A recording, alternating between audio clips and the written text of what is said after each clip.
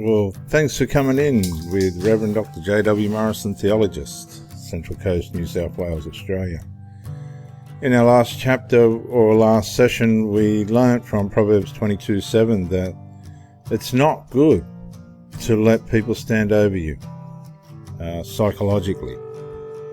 And we tend to submit to people that we're frightened we're going to lose in relationships. And we shouldn't do that. We should be on equal terms.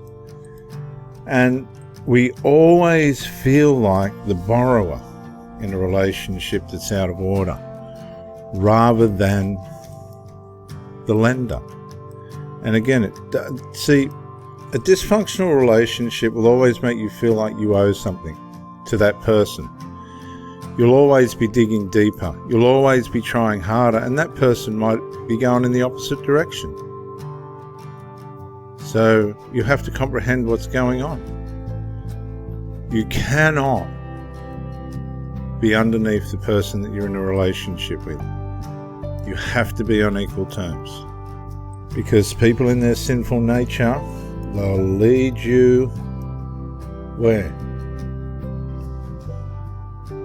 They'll walk you down a thorny, treacherous road where the simpleton goes blindly on and suffers the consequences. That's what happens when you allow somebody to stand over you. But if you level out the relationship, level all the stuff out, if they don't want to do that, you get out. If people don't want to level up, see, the narcissist looks for, or the sinful nature person looks for, the road of least resistance. And that is not going to solve anything. It's just making it easier for the person to cover up what the problem is. We go to verse 8 of Proverbs 22.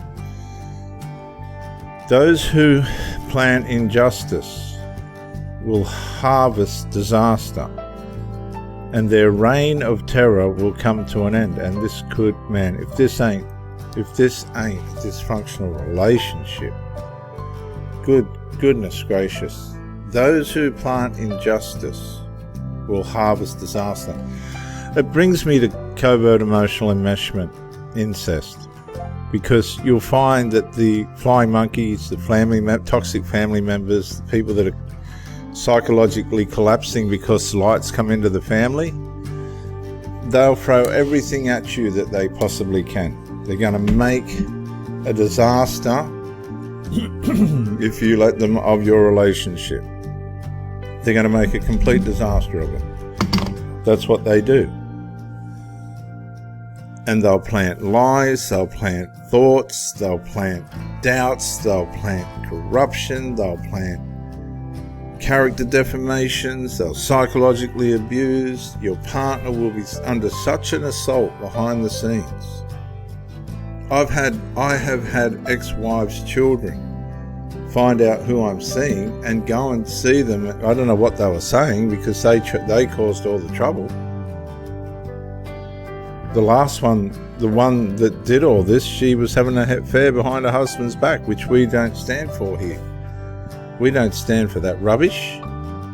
She didn't like it, so she created a vendetta. The mafia would have buried her. Lucky we're Christians. Yeah? You don't do that. You don't try and justify yourself by ruining people's lives when you're ruining your own. And that's the sort of injustice that these people sow. Those who plan injustice will harvest disaster. Guess what? She ended up in disaster. She ruined her mother's marriage with me.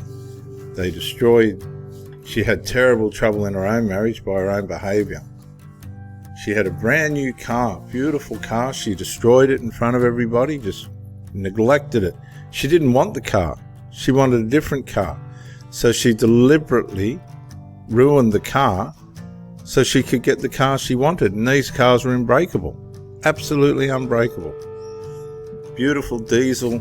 Oh, no. I've watched these people plant injustice, and I've watched them reap their harvest of disaster. And believe me, it's not funny. Listen to me. It's disastrous. They become sick, ill. They end up with people that really do abuse them and ruin them. They get diseases, sexual diseases, and their children become warped because they've lived a warped lifestyle. They've watched their mother and father fighting and all the rest of it.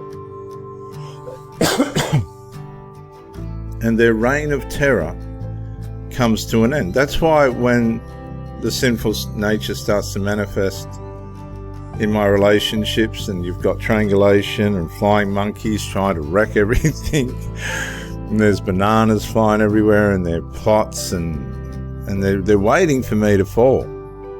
They're waiting for me to do something that's going to allow them to go, we've got him. Well, it hasn't happened yet, and it's not going to happen.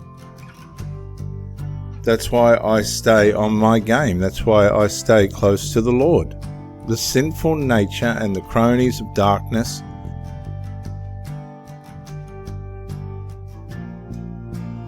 they want to take you out. They want to ruin everything you've got.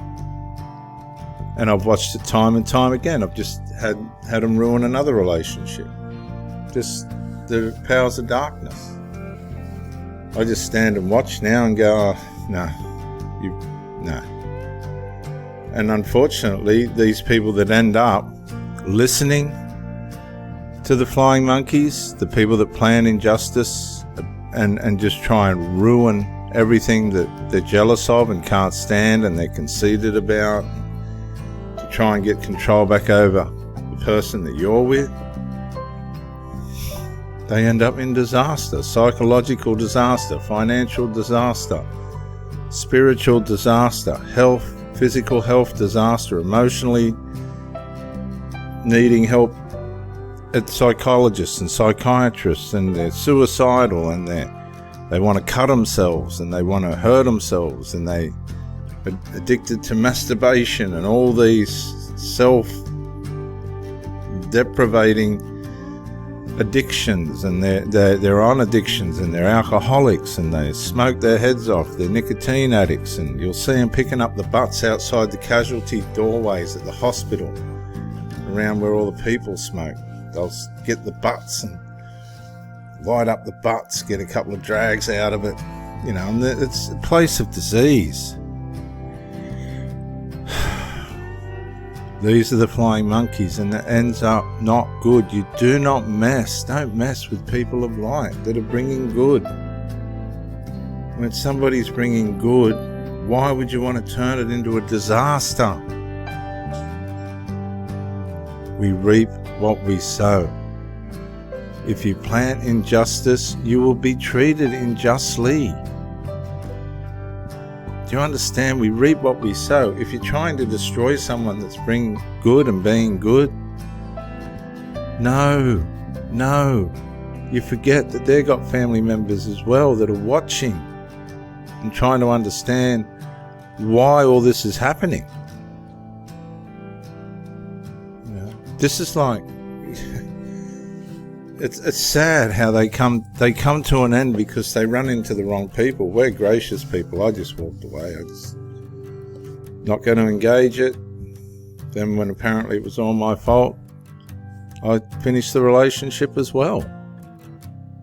What else are you supposed to do? How else are you supposed to deal with it? You can't just let it go on and on and on. You're human too. And so they do. They end up in terror. They end up in their own terror, and they come to an end. They hopefully an end where they realise that this ain't the way to live. This ain't the way to be. This ain't what you do. This ain't how you treat people. We just missed an opportunity for our mother to be blessed. What they forget is if the mother's blessed, they're blessed. If you cause a disaster for your parents, you're cursed, the Bible says. You're cursed. You don't want to interfere in adult business, private business. But unfortunately, a lot of mothers allow it. They surrogate their sons. They surrogate their children. And the next thing they're interfering in everything. The next thing they don't like someone, they start planting psychological seeds of undermining and backbiting and cursing against a new partner. And that's okay, I suppose. If the person's bad, they've probably seen enough badness to last a lifetime. But if someone of the light comes in and they start messing with that, and they're undoing an opportunity for everybody to be able to get put on the path of light, right, of justice, where the harvest is joy, peace and happiness and life and honour, you start playing with that and you end up in terror. Your reign of terror comes upon you. It all comes back to you through other people. They get rid of the light and then they bring in people of darkness, and the next thing you know, they're being robbed, assaulted, bashed up by the new boyfriend. The mother doesn't know if she's coming or going. But a lot of people like the toxicity. They love the toxicity. They love the drama. They love the trouble. They say they like peace, but all they do is cause trouble, and it all ends up in a disaster, a complete and total disaster. Those who plant injustice, those who sow words of betrayal and doubt and backbiting and undermining and psychological abuse towards people that don't deserve it, they are going to have a harvest of disaster, and it will bring them to their knees. It will put them so far down onto their knees they'll have to make a decision. And this is where the black sheep and other people that can come out of families and they go, I'm not living like this anymore, I'm getting out of here. I'm tired of the disasters. I'm tired of everything coming to an end. I'm tired of this reign of terror that we're trying to create, and it doesn't work. I'm Reverend Dr. J.W. Morrison, theologist. Are you learning anything? I hope so. Thank you for joining me, and bye for now.